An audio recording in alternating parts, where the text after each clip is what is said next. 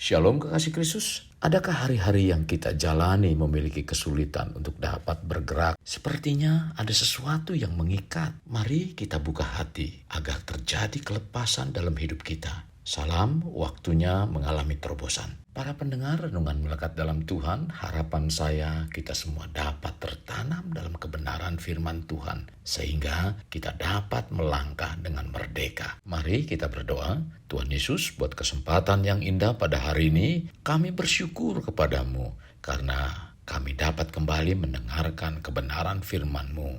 Biarlah firman yang disampaikan ini menjadi satu isi hatimu untuk kami semua, memberikan teguran, memberikan motivasi, bahkan semangat di dalam pengiringan kami kepadamu Tuhan. Melalui firman inilah hati dan iman kami semakin kuat karena kebenaran firman-Mu. Dengan demikian kami dapat melangkah sekalipun kesulitan terus membayangi kehidupan kami. Itu tidak membuat kami terikat karena kebenaran firman-Mu lah yang memerdekakan kami. Tuhan, kami siap untuk ditaburi kebenaran firman-Mu. Dalam nama Tuhan Yesus kami berdoa. Amin. Melekat dalam Tuhan bertema melangkah dengan iman. Firman Tuhan terdapat dalam Matius 14 ayat 31. Demikian firman-Nya.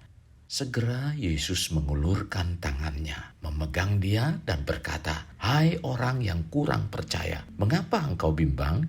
Kekasih Kristus, untuk kita dapat meraih harapan dalam Tuhan, kita harus melangkah dengan iman.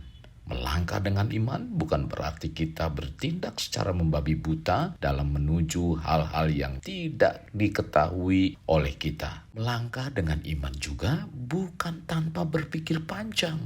Melangkah dengan iman adalah bertindak secara sadar dan percaya diri karena kepercayaan yang kita miliki terhadap pribadi yang kita percayai.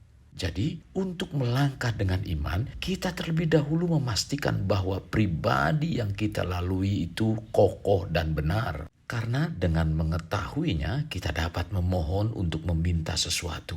Pribadi yang kokoh dan benar untuk layak meminta sesuatu adalah Tuhan. Pertanyaannya adalah, sejauh mana doa kita memperoleh jawaban? Mungkinkah kita termasuk orang yang sering berdoa untuk memaksa Tuhan? Sering berdoa mengira iman akan bertumbuh dengan sendirinya. Padahal berdoa tidak selalu menghasilkan pertumbuhan iman. Mungkin kita banyak melihat orang berdoa hanya sebatas rutinitas atau seremonial semata. Bila doa yang didasari alasan-alasan keliru seperti ini, tentu sulit menghasilkan pertumbuhan iman. Berdoa itu baik, namun jika tidak disertai dengan iman, malah dipenuhi kebimbangan atau ketidakpercayaan akan kuasa Tuhan yang akan membawa kepada kesia-siaan, bahkan kejatuhan. Kebimbangan yang sering muncul dalam hati ini dapat menghambat rencana Tuhan yang berlaku atas kita. Kekasih, saat kita menghadapi masalah dalam menjalani kehidupan, Tuhan Yesus mengajarkan kepada kita untuk meminta dengan iman. Itulah sebabnya kita perlu melangkah dengan iman. Karena dengan demikian kita percaya akan kuasa Tuhan yang memungkinkan sesuatu mustahil untuk terjadi. Dalam Markus 11 ayat 24 mengatakan, "Karena itu aku berkata kepadamu, apa saja yang kamu minta dan doakan, percayalah bahwa kamu telah menerimanya, maka hal itu akan diberikan kepadamu."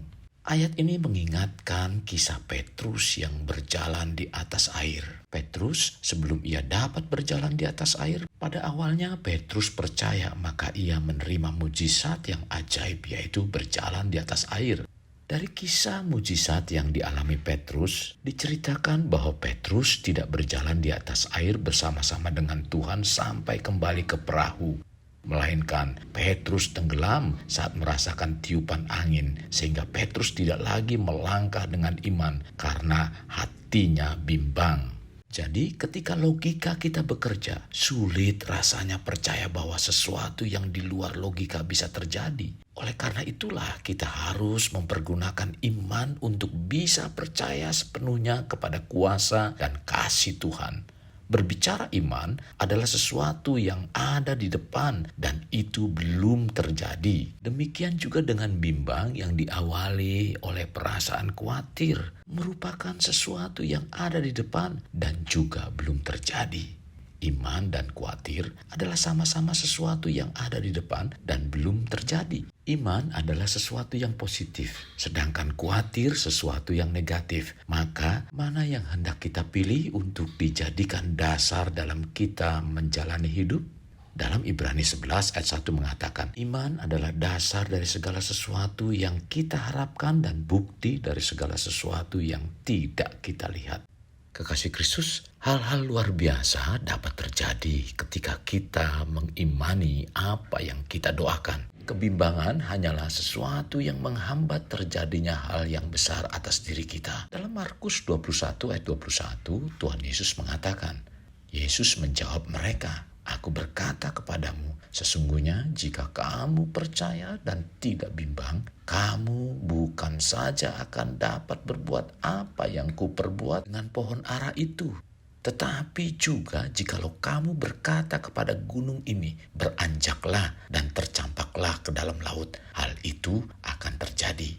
Apa yang dikatakan Tuhan Yesus kepada Petrus dan murid-murid lainnya pada kisah berjalan di atas air setelah Petrus jatuh. Orang yang kurang percaya, mengapa engkau bimbang? Demikian juga dalam Yakobus 1 ayat 6-7. Hendaklah ia memintanya dalam iman dan sama sekali jangan bimbang. Sebab orang yang bimbang sama dengan gelombang laut yang diombang-ambingkan kian kemari oleh angin. Orang yang demikian janganlah mengira bahwa ia akan menerima sesuatu dari Tuhan. Kekasih, manusia yang mampu melangkah dengan iman secara luar biasa adalah Abraham.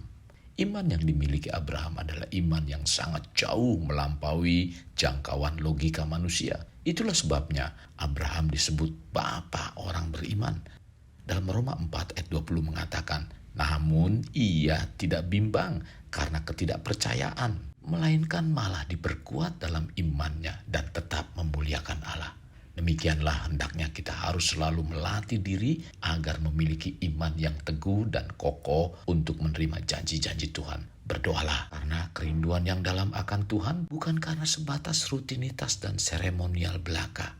Melangkah dengan iman mengharuskan seseorang mempercayai Tuhan. Tuhan merupakan pribadi yang benar-benar layak untuk kita percayai. Namun seringkali kita gagal mempercayainya karena kehidupan kita sehari-hari di hadapan Tuhan. Jadi, untuk melangkah dengan iman berarti kita percaya dan mempercayakan hidup kepada Tuhan serta berkenan kepadanya. Kekasih Kristus, mari kita alami terobosan hidup. Untuk mengalaminya, mulailah dengan mengenal prinsip-prinsip kerajaan Allah serta menjadi warga kerajaan. Mari kita berdoa. Tuhan Yesus, terima kasih buat kebenaran firman-Mu hari ini, di mana Engkau terus membawa kehidupan kami untuk terus makin berakar di dalam Engkau.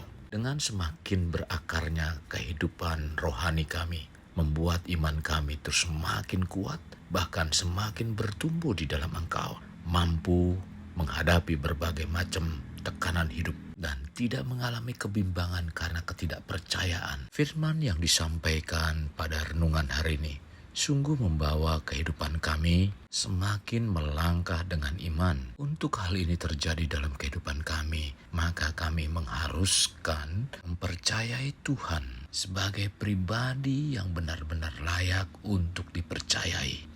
Dan bukan hanya itu saja, melainkan kami harus mempercayakan hidup kami kepadamu, Tuhan. Terima kasih buat kebenaran firman-Mu. Pimpin kami supaya kehidupan kami senantiasa memperkenankan hati-Mu, Tuhan. Tuhan Yesus, ampuni kami bila selama ini kehidupan kami mengecewakan Engkau. Mulai hari ini, perbarui kehidupan kami, Tuhan, sehingga menjadi orang-orang yang teguh di dalam kepercayaan kami kepadamu, bahkan tidak mengalami satu kebimbangan. Terima kasih buat kebenaran firman-Mu.